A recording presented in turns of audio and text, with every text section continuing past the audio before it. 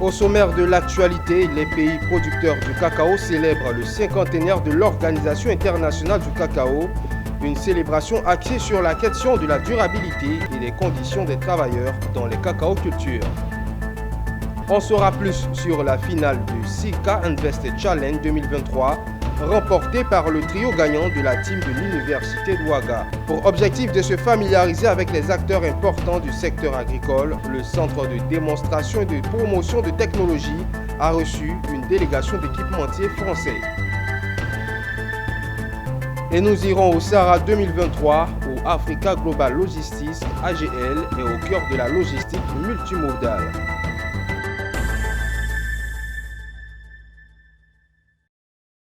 Bienvenue à tous, merci de suivre l'actualité sur Business 24.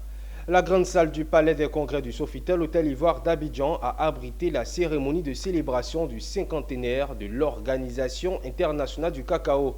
Une cérémonie représentée au plus haut niveau par les pays producteurs de cacao, présidée par son Excellence Alassane Ouattara et son homologue Nana Akufo-Addo du Ghana.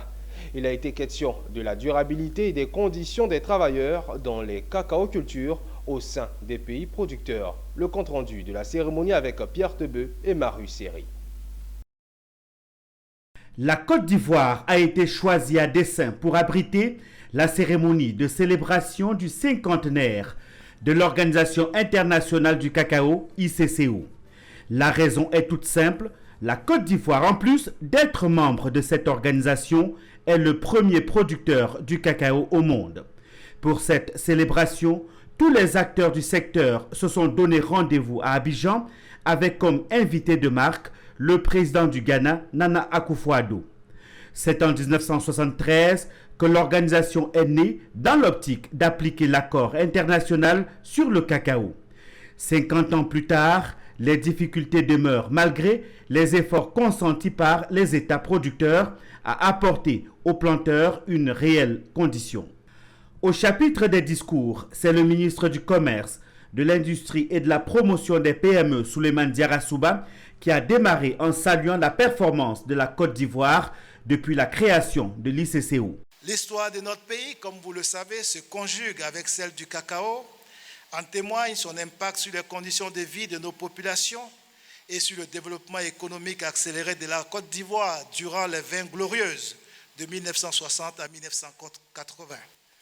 Cette priorité portée au cacao est encore prégnante aujourd'hui, sous le leadership du président Alassane Ouattara, avec surtout un changement de paradigme pour sa transformation afin de créer plus de richesses nationales.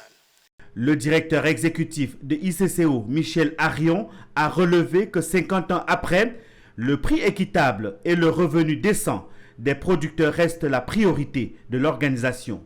50 ans après, Excellences, Messieurs les Présidents, Mesdames et Messieurs, cet objectif de prix équitable et de revenus décents pour les petits agriculteurs reste au centre des débats et continue à constituer l'objectif premier de l'ICCO.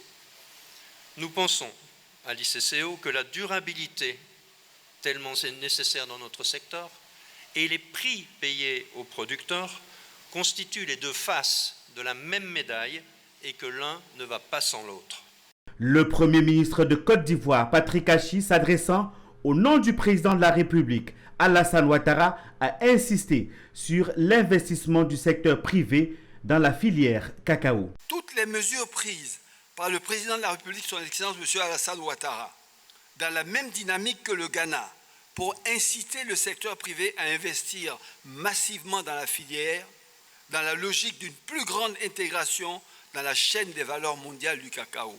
L'Organisation internationale du cacao, ICCO, est une organisation intergouvernementale créée en 1973 sous l'égide des Nations Unies et opère dans le cadre des accords internationaux sur le cacao.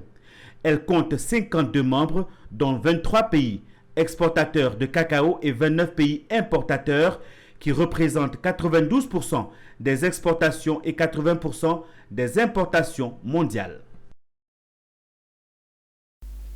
D'environ 4000 candidats au départ, il n'était que 12 étudiants issus de 4 universités de la Côte d'Ivoire, du Sénégal et du Burkina Faso à s'affronter le week-end dernier lors de la finale du Sika Invest Challenge 2023.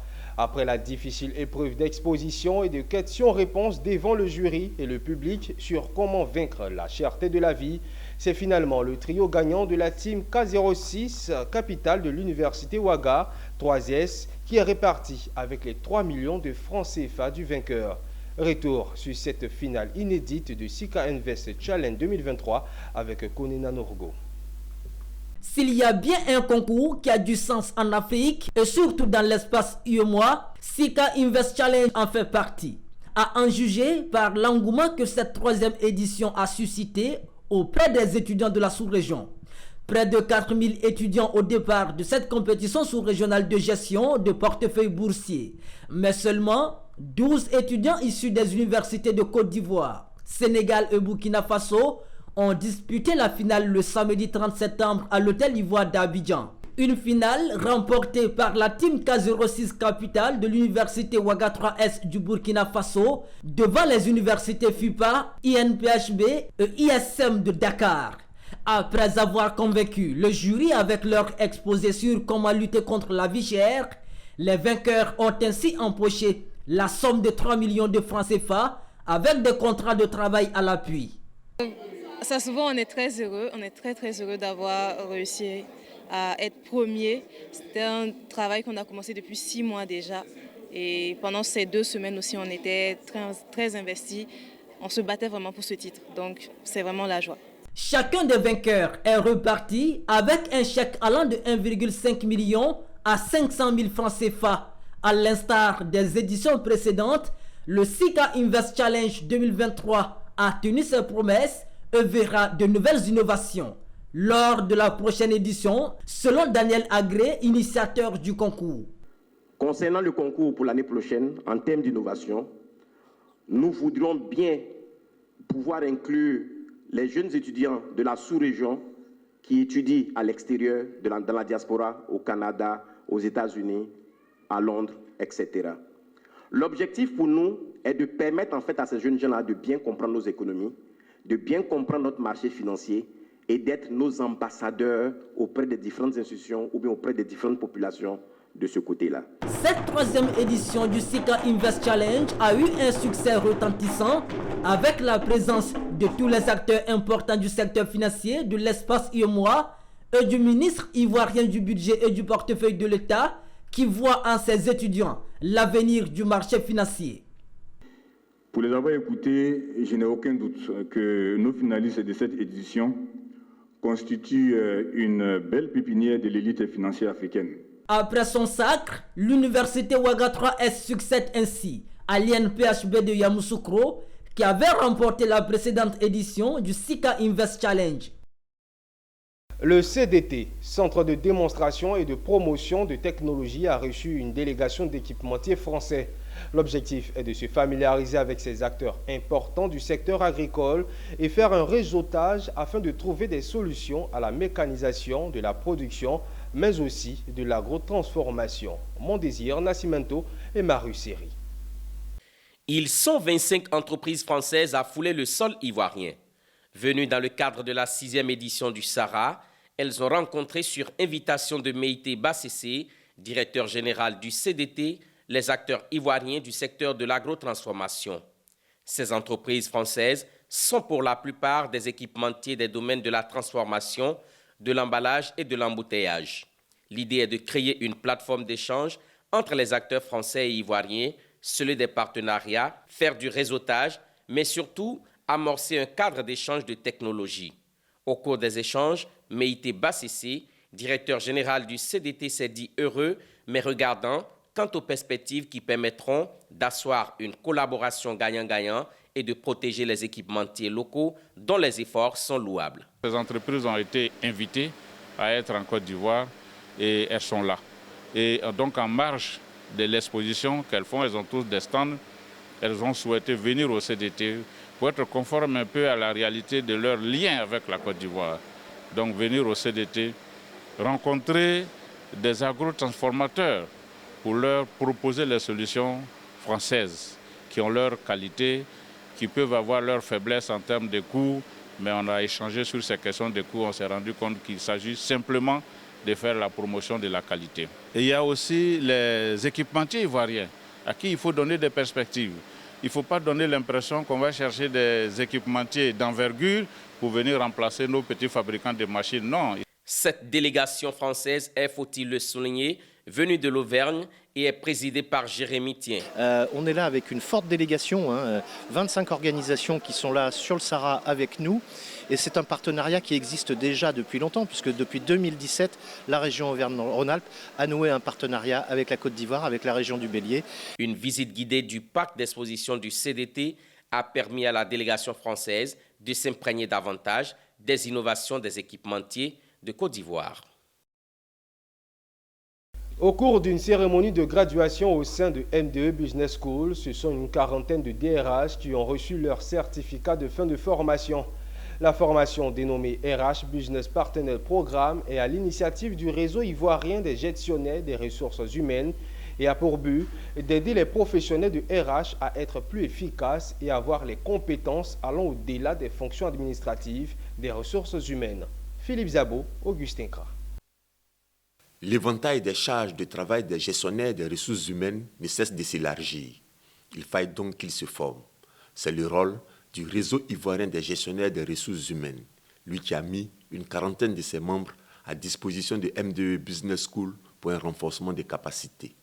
Aussi bien MDE Business School que le RIGH sont unanimes sur l'importance de cette formation. Alors aujourd'hui, on est à la cérémonie de diplomation, de graduation de la 4e promotion du HRBP programme. Donc c'est un programme qui a été créé à l'initiative du réseau ivoirien des gestionnaires des ressources humaines et de MDE, voilà, pour pallier une insuffisance au niveau de la formation des gestionnaires des ressources humaines. Cette formation est une formation capitale pour, comme je l'ai dit quand je faisais l'ouverture, pour tous ceux qui dirigent des personnes. Pourquoi c'est important? Parce qu'aujourd'hui, les personnes sont toujours au centre de notre activité. Nous ne dirigeons pas des robots. Même s'il y a une robotisation à outrance, il est extrêmement difficile de ne pas tenir compte de nos émotions, des êtres humains que nous sommes, des talents de chacun. Une formation qui s'est déroulée sur 3 mois avec l'être humain au centre du débat est fortement appréciée par les apprenants. Concrètement, ce que j'ai appris est inquantifiable. C'est-à-dire on a tellement appris en partant déjà de la méthode de résolution des problèmes non structurés via la méthode des cas, en passant par tout ce qui pourrait être outils de développement des compétences. En venant ici, je souhaitais être force de proposition au niveau de ma direction parce que nous sommes en ce moment sur des projets d'envergure. Donc l'objectif c'était de maîtriser la fonction HRBP. Le programme RHBP a été mis en place en 2019 avec moins de 20 personnes. Aujourd'hui, les sessions de formation en comptent 40. Et au chapitre Affaires maritimes, récemment la communauté internationale a célébré la Journée mondiale de la mer. En Côte d'Ivoire, une opération plage propre à Jacquesville a été initiée. Elle a mobilisé l'association des femmes professionnelles du secteur maritime et portuaire de Côte d'Ivoire, d'Afrique de l'Ouest et du Centre. Une aubaine pour sensibiliser les femmes des villes balnéaires sur une meilleure gestion des déchets ménagers. Le reportage de Richard Akeke, commenté par Mondésir Nascimento. La pollution maritime par les navires est avérée vraie, mais il est clair que les ménages produisent beaucoup de déchets. Ces déchets, par faute de bonnes méthodes de gestion, se retrouvent dans les cours d'eau, notamment en mer. Comment éviter que les ménages, notamment les femmes, qui sont souvent à l'origine de la production de déchets, maîtrisent mieux la gestion de ces déchets?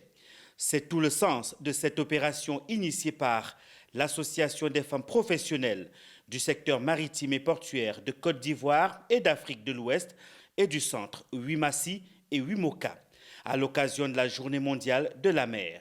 Une opération qui vise à nettoyer Jacquesville, mais aussi sensibiliser les femmes et les hommes sur la nécessité de garder leurs plages propres. Et on s'est dit que la plupart du temps, nous les femmes, nous sommes les premières responsables. Parce que pour ce qui concerne les emballages, c'est nous qui les achetons, c'est nous qui les utilisons et c'est nous qui les jetons très souvent là où il ne faut pas.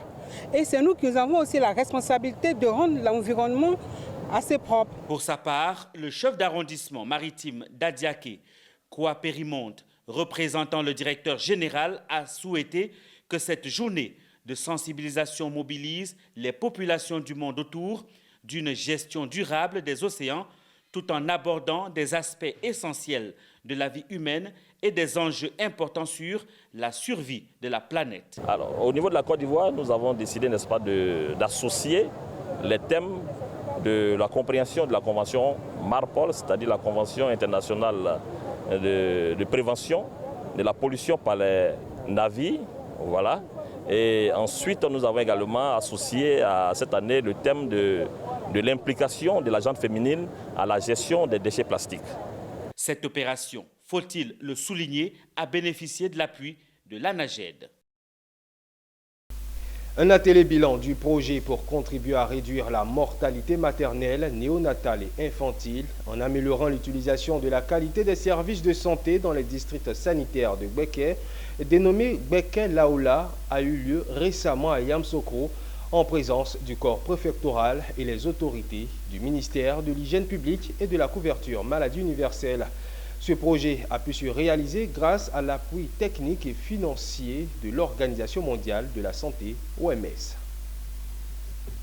Depuis 4 années, l'Organisation mondiale de la santé est engagée auprès des autorités sanitaires et administratives dans la région de Gbeke dans le cadre d'une assistance technique et financière pour la lutte contre la mortalité maternelle et néonatale qui demeure une priorité pour l'État de Côte d'Ivoire.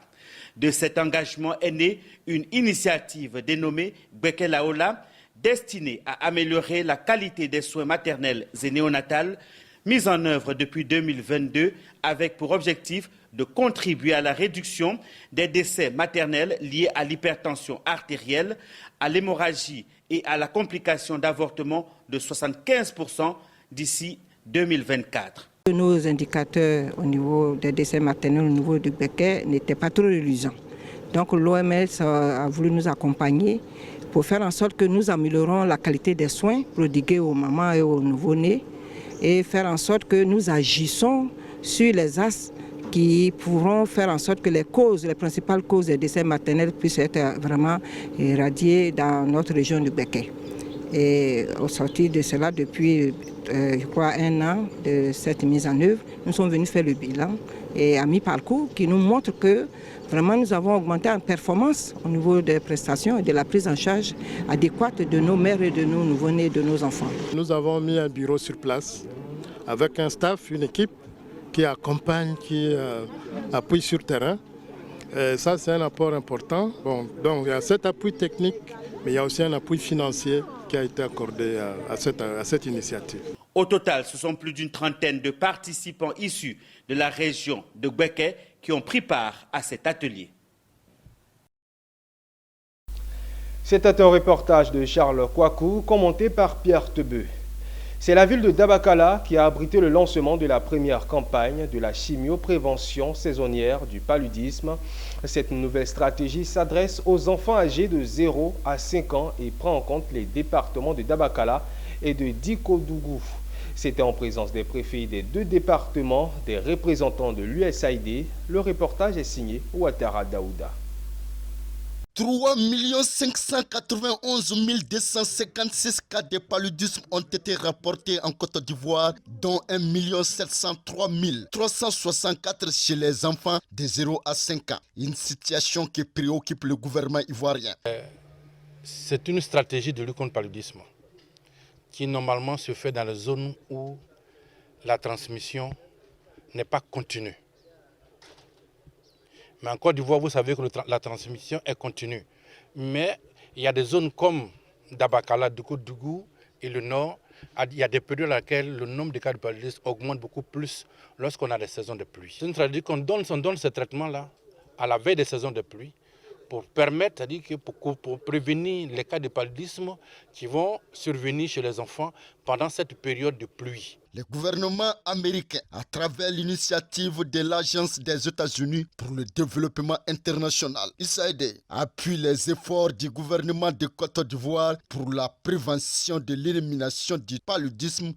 La chimioprévention saisonnière est une intervention qui a été scientifiquement prouvée efficace pour réduire la transmission du paludisme de plus de 40% chez les enfants de moins de 5 ans et prévenir environ 75% de tous les cas de paludisme chez les jeunes enfants. C'est tout le sens de cette cérémonie de lancement de la première campagne de chimio-prévention du paludisme saisonnier dans les districts sanitaires de Dabakala, région du Ambol, et de Dikodougou, région du Poro. Le médicament qui va être distribué, et j'insiste pour dire qu'il est distribué gratuitement. Les équipes auront à passer dans les maisons. À la fin de ce lancement, des ménages ont reçu les premières doses du traitement préventif du paludisme qui vont les protéger contre le paludisme.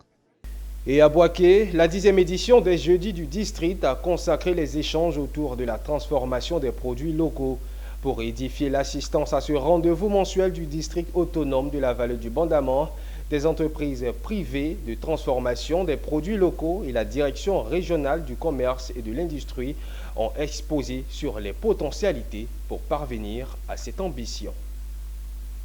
Le district autonome de la vallée du Bandama est une zone de production de nombreux produits agricoles. Des cultures de rente aux produits vivriers, leur exploitation participe au développement socio-économique du district. Pour leur apporter de la valeur ajoutée, le ministre-gouverneur Jean-Claude Kouassi en fait une priorité dans sa gestion, notamment la question de leur transformation en produits finis. Pour mieux comprendre le défi à relever, des responsables d'entreprises spécialisées dans la transformation des produits locaux, comme la noix de cajou et le coton, ont développé la thématique liée à cette 10e édition des Jeudis du District.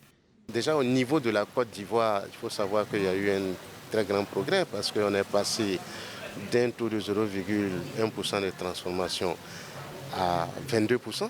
Alors le district tient une très bonne place parce que le district a quasiment 50% de taux de transformation dans ce que la Côte d'Ivoire fait. Ce rendez-vous mensuel du district autonome de la vallée du Bandama a été aussi l'occasion pour la direction régionale du commerce, de l'industrie et de la promotion des PME d'exposer sur les initiatives du gouvernement pour relancer les activités industrielles à Boaké et aussi en créer dans la zone de Katiola. De son côté, le ministre-gouverneur Jean-Claude Kouassi a compris les enjeux de cette question sur laquelle il entend mettre l'accent pour accélérer le développement dans son district. La transformation de nos produits est d'un enjeu capital pour notre développement. La transformation permet d'avoir une valeur ajoutée qui fait que ça profite à plus de personnes. La transformation crée des emplois. La transformation des produits locaux est donc un pilier important sur lequel veut s'appuyer le gestionnaire du gouvernorat de la vallée du Bandama pour redonner à cette zone de la Côte d'Ivoire son lustre d'antan en matière d'industrie. Et l'édition consacrée au Sahara 2023, c'est maintenant.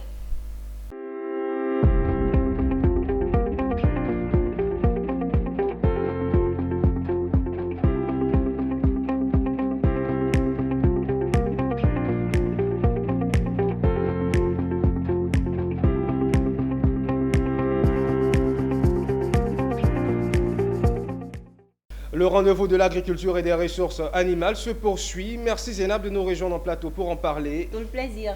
Et sans transition, nous prenons tout de suite la direction du parc des expositions pour retrouver le ministre Sidi Touré qui, après s'être félicité du bon déroulement du Sahara, présente les innovations du secteur. Et il fallait s'y attendre. Le secteur des ressources animales et halieutiques était à l'honneur ce 3 octobre 2023 au Sahara.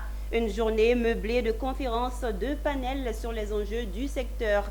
Parmi les conférenciers de cette journée, le ministre Sidi Tiemoko Touré, ministre des Ressources animales et halieutiques.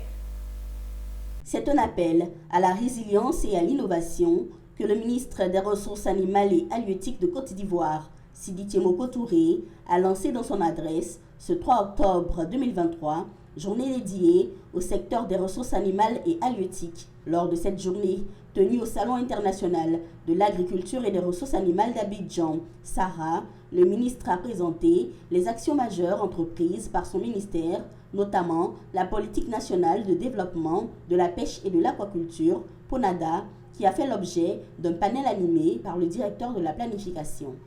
C'est une politique nationale et qui est donc le seul cadre d'orientation de toutes les décisions, de toutes les activités, les stratégies de développement du secteur des ressources animales et halieutiques. Et en fait, cette politique vise pour la Côte d'Ivoire de pouvoir assurer une meilleure sécurité alimentaire et nutritionnelle et en même temps offrir de nombreux emplois pour les jeunes, donc participer à leur insertion sociale et économique dans les différentes spéculations des filières animales et halieutiques.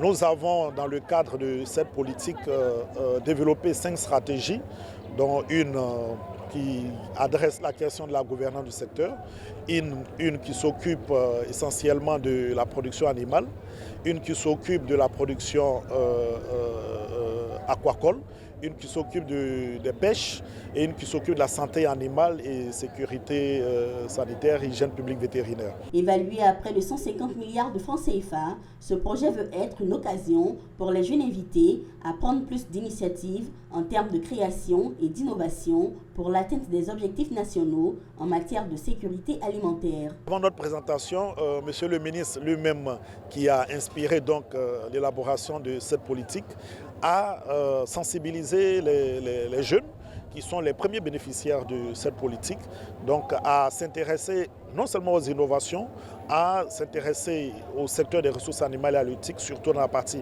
innovation, dans la partie modernisation, de sorte à leur offrir des emplois en auto-emploi et en insertion auprès des acteurs qui existent, mais aussi à leur permettre d'avoir des activités rentables, viables, durables. Notons que plusieurs ateliers sur différents thèmes ont relevé les enjeux et défis du secteur des ressources animales et halieutiques cette journée du 3 octobre au Salon international de l'agriculture et des ressources animales d'Abidjan, Sarah.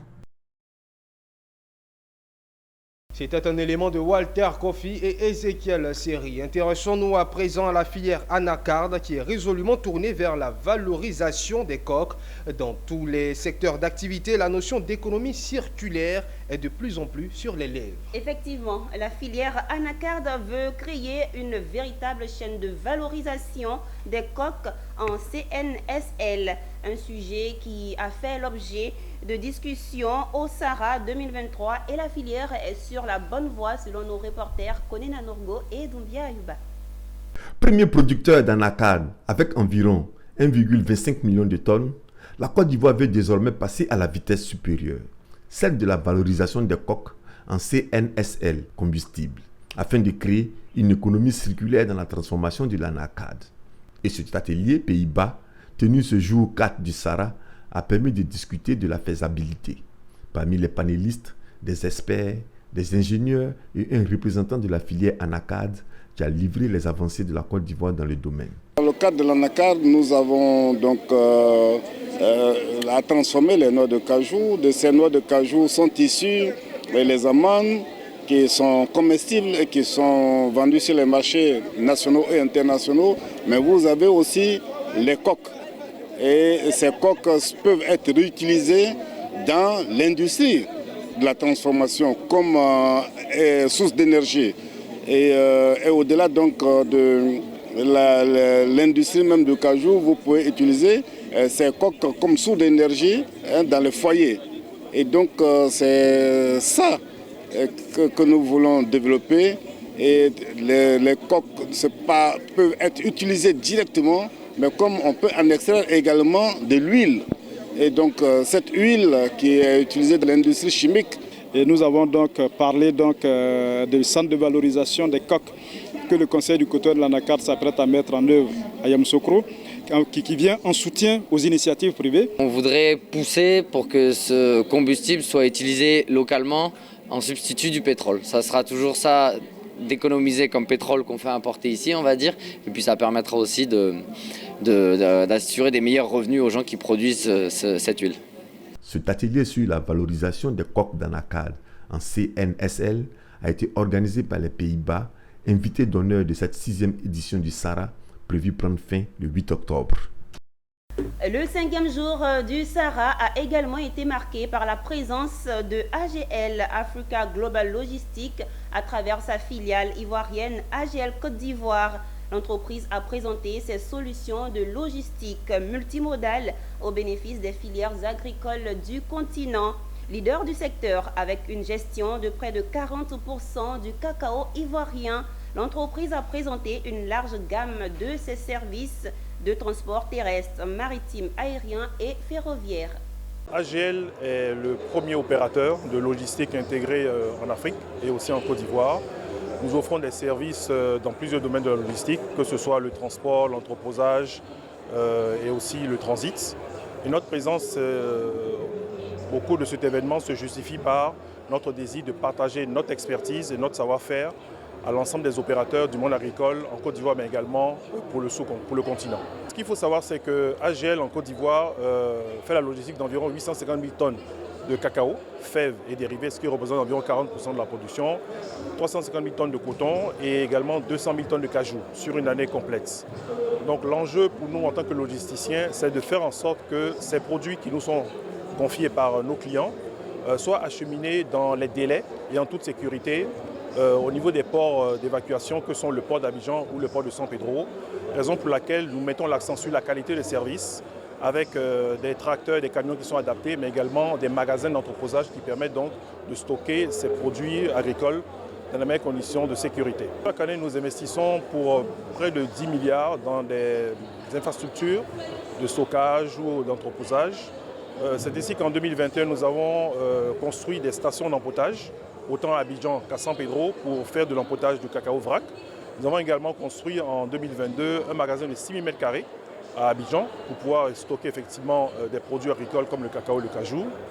Et ce qu'il faut aussi rajouter, c'est que nous avons innové il y a quelques années, en 2019, avec la construction d'un entrepôt tri-température qui permet de stocker du sec et également du froid. Et cet entrepôt qui a été mis en service donc en 2019 sera étendu en 2024 avec des capacités encore plus importantes parce que la demande est très forte. Donc en termes d'innovation, nous offrons des magasins de tri-température, nous offrons également des circuits d'acheminement, je dirais, optimum pour que le produit arrive à destination en temps et en heure. Alors nous avons un projet majeur qui est celui d'aménager une plateforme logistique de près de 42 hectares dans la zone industrielle du Yopougon. Au PK28, nous avons une parcelle que nous comptons aménager dans quelques mois. Nous allons offrir plusieurs services. Nous allons offrir des services de stockage de marchandises, des services de parking de camions, également de traitement des produits agricoles. Donc ce projet est un projet majeur qui permettra de renforcer notre ancrage en Côte d'Ivoire, mais également de faire, je dirais, plaisir, si je peux m'exprimer ici, à nos clients qui sont très demandeurs de qualité de service. Au Salon international de l'agriculture et des ressources animales, il y a ceux qui vendent et ceux qui veulent sauver l'environnement, comme c'est le cas de Hillholm Foundation. Présente au Sahara, cette fondation partage son expérience sur les nouvelles techniques agricoles à promouvoir pour préserver la nature comme l'agriculture durable, l'agroforesterie, l'agriculture générative ou encore le reboisement et l'utilisation du monitoring satellitaire. Cet engagement pour l'environnement, la responsable des projets de la Fondation l'a réitéré à nos reporters. Elle s'est érigée en défenseur de la nature depuis sa création en 1999. Cette mission, la Hillholm Foundation la défend partout comme à cette 6e édition du Sahara. Présente avec son équipe, cette fondation spécialisée dans la protection de la nature partage à cœur ouvert sa connaissance des nouvelles méthodes d'agriculture. Au nombre de celles-ci, l'agriculture durable, l'agroforesterie, l'agriculture régénérative ou encore le reboisement. Le couvert végétal, il est pratiquement inexistant. Donc il faut vraiment beaucoup d'actions pour déjà sensibiliser, interpeller vraiment toute la communauté pour mener des actions, pour maintenir déjà le peu de forêt qui reste et voir comment est-ce qu'on mène des actions ensemble pour essayer de restaurer aussi certaines zones dégradées qui sont des jachères ou bien qui sont carrément abîmées. Nous avons des projets, spécifiquement 3 en Côte d'Ivoire.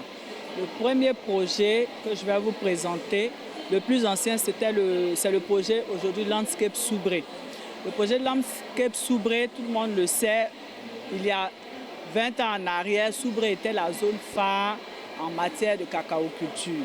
Et donc, avec les producteurs de cacao et aussi de palmier à huile, parce qu'on a un industriel du palmier à huile dans la zone de Soubré, c'est de voir comment améliorer les pratiques pour améliorer la résilience des producteurs. Donc, du point de vue économique, il faut qu'ils arrivent à développer des stratégies pour dépenser moins dans leurs exploitations, mais assurer une bonne productivité. Chercher à renouveler les vergers vieillissants avec du matériel végétal performant. Et à côté de cela, le peu de forêt qui reste, ne pas aller encore exercer de pression sur cette forêt-là. Parce que ce n'est pas la taille de la plantation qui fait le revenu. C'est la productivité qui fait le revenu. Et d'un autre côté, pour les activités, par exemple, de reboisement, là, je vais vous parler du projet Cavalli, puisque là, c'est pour le reboisement dans la forêt classée de Cavalli. Il y a beaucoup d'activités qui sont initiées avec les communautés pour produire déjà le matériel végétal qui doit être utilisé dans les plantations. Mais aussi, il y a des activités, par exemple, de surveillance, des activités de destruction qui sont assurées avec l'aide des jeunes de la communauté. Donc, nous sommes en train d'installer des modèles agroforestiers à base de palmiers et aussi pour le cocotier. Parce que l'idée dans la forêt, on trouve plusieurs cultures et ces cultures s'entretiennent entre elles. Mais aujourd'hui, avec la monoculture, on détruit systématiquement toutes les autres cultures et on plante une seule culture. Et cela fait que la culture devient plus fragile. Quand il y a une maladie, la maladie prend tout. Il n'y a pas vraiment quelque chose qui peut permettre même à la culture de se défendre. Donc aujourd'hui, c'est de revenir aux bases. Et même la biomasse, quand on récolte les éléments qui restent, les déchets de récolte qui restent, vont restituer vraiment des éléments minéraux qui seront utiles à la plante principale aussi. La F1 Foundation est une organisation fondée sur des valeurs, axée sur les effets et motivée par le désir d'exercer un impact positif sur les relations entre les personnes et la nature. À travers cette participation au Sahara 2023, la F1 Foundation entend influencer et encourager l'adoption d'un nouveau comportement en vue de la protection de la nature. Alors Zénab, il faut noter que le Royaume des Pays-Bas est à l'honneur de la 6e édition du Sahara et le pays entend marquer sa présence aussi par des initiatives au profit des jeunes entreprises ivoiriennes. Et pour ce faire, l'agence néerlandaise pour l'entreprise RVO et la firme Entrepreneurial Solution Partners organisent au Sahara la Startup Mission du 4 au 9 octobre. Quelques heures avant le démarrage de cet événement, une séance de travail a réuni une délégation néerlandaise et les responsables de ES Partners pour échanger sur le programme Orange Corner, sur ses réalisations, son bilan, ses perspectives, mais aussi le projet Startup Mission. Après les échanges, nos équipes ont recueilli quelques propos des responsables. Voilà, comme vous le savez, les Pays-Bas est le deuxième exportateur des produits agricoles du monde. Et donc aussi nous sommes le plus grand importateur de cacao, de fèves de cacao de Côte d'Ivoire. La Côte d'Ivoire, c'est le premier exportateur du monde. Donc les liens économiques et les liens agricoles sont très forts. Donc c'est pour cela que nous sommes ici. Aussi nous sommes le pays d'honneur pour le Sahara. Donc nous sommes ici avec une délégation des entreprises néerlandaises, aussi de voir les possibilités, les opportunités de contribuer aux économiques Côte d'Ivoire, mais aussi aux économiques néerlandaises. Donc c'est ça. Donc je pense que le Sahara c'est très important pour le Côte d'Ivoire, mais aussi pour les Pays-Bas. Pour nous, il est clair que la majorité de la population sont les jeunes. Donc ça veut dire aussi pour les Pays-Bas, les jeunes sont dans le cœur de notre engagement avec Côte d'Ivoire.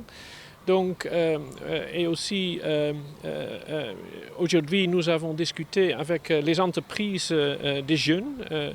Dans le contexte de Orange Corner, nous avons une politique de Youth at Heart, jeunes au cœur, ici. Alors, le programme Orange Corner, c'est un programme qui est sponsorisé par l'agence néerlandaise pour les entreprises qui s'appelle RVO. Et qui est financé aussi par des partenaires privés et qui a démarré en 2019 en Côte d'Ivoire. C'est un programme qui a pour objectif, en fait, comme le disent très bien les entrepreneurs, de les aider à passer de l'idée à l'entreprise. Donc depuis 2019, nous avons accompagné 160 entrepreneurs, dont plus de 40% de femmes. On les a aidés donc soit à faire grandir leur entreprise ou à passer d'une idée à une entreprise. Et cet accompagnement, combiné aussi à un financement de Orange Corners Innovation Fund, a permis de créer 200 emplois directs et plus de 300 emplois indirects. RVO nous a également confié l'organisation de la SARA Startup Mission, qui a pour objectif d'accompagner les meilleurs, je dirais, entrepreneurs du secteur de l'agriculture provenant de 4 pays, la Côte d'Ivoire, le Sénégal, le Ghana et le Maroc. Et ESP, après les avoir sélectionnés, les accompagne dans la participation en fait au SARA. Donc on a déjà organisé 4 sessions virtuelles de formation pour les aider notamment à préparer leur discours commercial.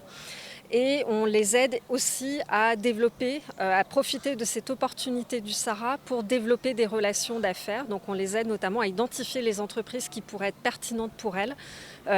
Et on va les coacher pour essayer d'aboutir à des partenariats. L'organisation interprofessionnelle agricole de la filière coton de Côte d'Ivoire, Intercoton, fait une fois de plus bonne impression au SARA 2023. Ce mardi 3 octobre, 5e jour du SARA, et l'Intercoton a encore présenté ses innovations dans la filière et cette fois à travers le projet d'appui à la résilience des systèmes cotonniers du nord de la Côte d'Ivoire, en abrégé RESCO. Au nombre de ces innovations, la promotion du genre, la mise en place de nouvelles semences de coton et l'intensification de la modernisation de l'agriculture. On voit tout cela avec le directeur exécutif de l'Intercoton au micro de Koné Nanorgo et Doumbia Ayouba. Le SARA, c'est le salon de l'agriculture en Côte d'Ivoire. Le salon de l'agriculture, c'est un partage d'expérience. Ça permet à la Côte d'Ivoire de vendre son expérience et aussi de bénéficier de l'expérience des autres pays. Et notre interprofession Intercoton est une structure sous tutelle du ministère de l'Agriculture qui a aussi ses activités, la culture du coton. Et l'interprofession regorge toute la chaîne de valeur des acteurs de la filière cotonnière de Côte d'Ivoire. Venir au salon de l'agriculture, c'est pour nous Intercoton de montrer le savoir-faire de l'interprofession, les quelques innovations que nous essayons de mettre en place et surtout de bénéficier de l'expérience des autres acteurs agricoles de la Côte d'Ivoire, des pays environnants et aussi des pays qui sont venus de l'Occident, de l'Asie, un peu partout des États-Unis, de l'Amérique. Le projet RESCO, c'est un projet qui a été mis en place par l'interprofession. Son RESCO, ça veut dire le projet de résilience des systèmes cotonniers du nord de la Côte d'Ivoire. C'est un projet qui est mis en place pour aider les acteurs de la filière cotonnière de Côte d'Ivoire à faire face aux effets néfastes du changement climatique. Nous assistons dans la filière cotonnière à des changements de comportement tant au niveau agronomique qu'au niveau, du calendrier culturel. Donc nous avons négocié avec l'État de Côte d'Ivoire à travers le ministère de l'Agriculture qui a bien voulu accorder un accord de crédit à Intercoton, mais qui est financé par l'Agence française de développement, pour pouvoir faire face à un certain nombre d'agressivités, d'effets néfastes du changement climatique. Donc, certaines thématiques sont abordées. Quand nous prenons le cadre de la recherche, pour nous, il faut essayer d'orienter la recherche sur les nouvelles difficultés que croise la filière cotonnière. Nous avons entre autres la question de la semence, parce que nous avions une semence aujourd'hui qui n'est pas tolérante à la sécheresse. Nous assistons à de fortes poches de sécheresse et les graines semées pourrissent avant la prochaine pluie. Pour nous, c'est de trouver des semences la graine peut durer dans le sol et à la prochaine pluie, elle peut toujours être encore en bon état et germer.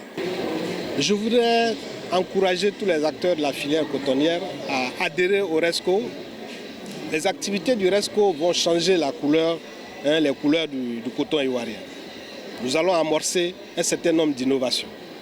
Nous allons amorcer la motorisation, nous allons amorcer la récolte mécanisée, nous allons amorcer le traitement avec les drones et nous allons essayer d'entamer un certain nombre d'innovations qui permettront de réduire la pénibilité et de sécuriser la santé. Et voilà, c'est tout pour cette page dédiée au Salon de l'agriculture et des ressources animales. Et nous avons pris plaisir à vous proposer cette édition. Les prochains rendez-vous vous seront en compagnie de Lizzy Yao et de Mon Désir Nascimento. D'ici là, restez en notre compagnie. Le programme se poursuit sur Business 24 Africa.